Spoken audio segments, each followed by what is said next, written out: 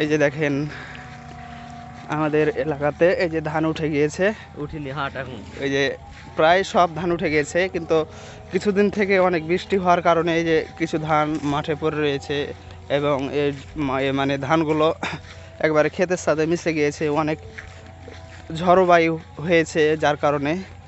আর হচ্ছে আমাদের এমন একটি এলাকা যে হালকা বাতাস হলেই কারেন্ট চলে যাচ্ছে।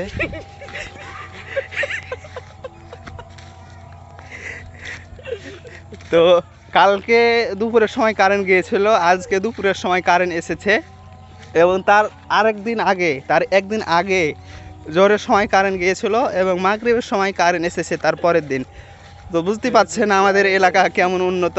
এই যে দেখেন ধান কিন্তু বৃষ্টির কারণে ভিজে গিয়েছে, এই যে দেখেন নিচে ফেলে রেখেছে।